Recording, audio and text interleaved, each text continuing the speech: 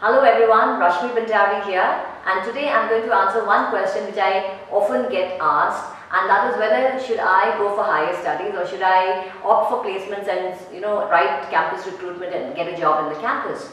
Now this is very it's sometimes a difficult choice for people, but I'm telling my personal opinion and out of my experience. Now for an engineer, this may not be true for all lines and for all fields, okay, but this is especially true for an engineer, that when they are in campus and getting a job in campus is the best thing that can happen to any student, because engineering degree is more than enough. If you ask any of the companies, they want a solid good engineer with strong fundamentals, that's about it, with communication skills, and if they have this package, they're more than happy to recruit you.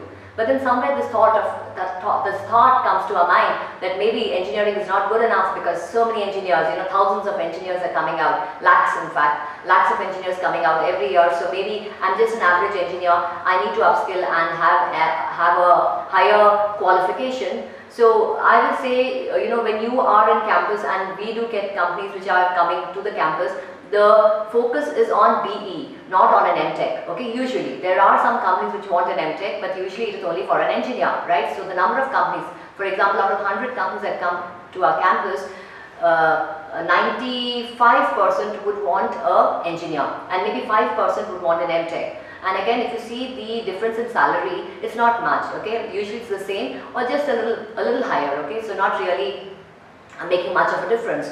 And so why is this? Is because for the companies, an engineer is more than enough. In fact, they're not getting good engineers. So if you have an engineer who knows his fundamentals and he's strong in his engineering core field, it's more than enough for them, because they take you and then they train you. Because there's no denying this fact that academic institutions and corporates, there is a gap, right? So they know that the academic institutions can never fill in the gap. So they know that when they're taking a student, the student may not be having all the in-depth knowledge about the industry, but that's fine, because that's why they go with the criteria based on your marks. Then they have an aptitude, then they have a technical round, and then they have an interview, and they also have a GD sometimes. These are all filtration rounds so that they get the best person whom they can train. So they know anyway they have to train, and the training varies for anywhere between a couple of months to 3 months.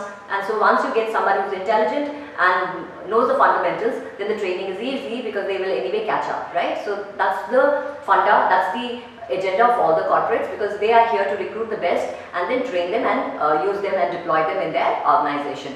Now sometimes what happens is, I feel no, I need to go for higher studies. Then who should go for higher studies? Only those who want to get into teaching or those who want to get into research. So only if you are sure of that, then you should go for that. But other than that, someone who wants to take up a good corporate job, for them engineering is more than enough. Another thing is, sometimes people spend a lot of money taking up courses abroad without really knowing which university to apply and which subject to choose. So even if you want to go for higher studies, the best option for you would be to actually put in 2 years of experience in the industry, work, find out which is the best university in the world, which is the course that resonates with you, where you want to do it, and do it in the best university. Okay, so it should not be a mistake. Like for most of the students, engineering was a mistake. Your higher studies also should not be a mistake, alright? And if you're planning to do abroad, then the course fee is pretty high, right? So anywhere between 25 lakhs to 50 lakhs, right? So that's a huge amount of money, and many times when students invest so much of money, they expect a higher return. So they expect the companies to actually pay much more higher salaries, which usually may not happen. Okay, so unless you're planning to settle abroad, then that's fine. But with all the pandemic and the visas and the rules and everything changing, you never know how it is, right? Unless you have a base there, unless you have your family or someone very close, so they can actually help you out. But otherwise you're pretty raw, so you don't know how it works, and suddenly you jump from the frying pan to the fire or whatever.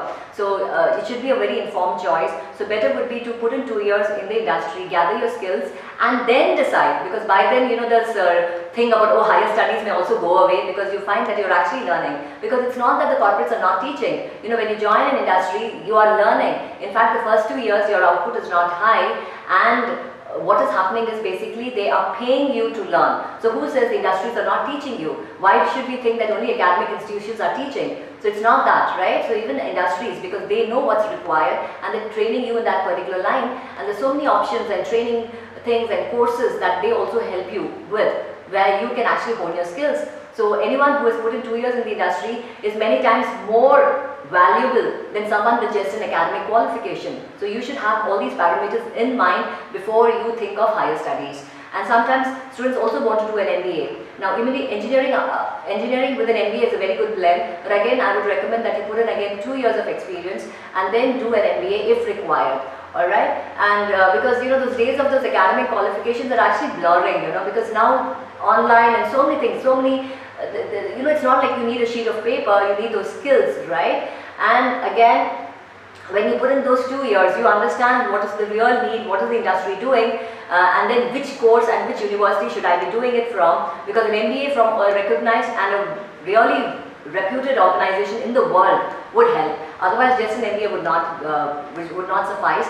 And for those students for whom engineering was a mistake and they want some sort of an MBA sort of a profile, there are enough and more companies which come to campus which want engineers, but for a more of a managerial role. So it's not that I have to do management and then get into these roles. I can still do engineering and get into these roles, because like I said, we get around more than 150 companies to the campus, of which at least of the 150, at least 30 companies are those which are looking at BEs with some sort of managerial role or skills, so that they can actually deploy them in those areas. So they don't want core MBAs, they want an engineer who can actually, with their engineering background, do this sort of role. So it's an open field, students. So gone are the days that you have to do this degree and then get into that. With your engineering, you can get into anything. So the beauty of engineering is you are actually very adaptable, you are very well suited to get into so many areas. So an engineering is more than enough. Still, if you are interested, put in 2 years,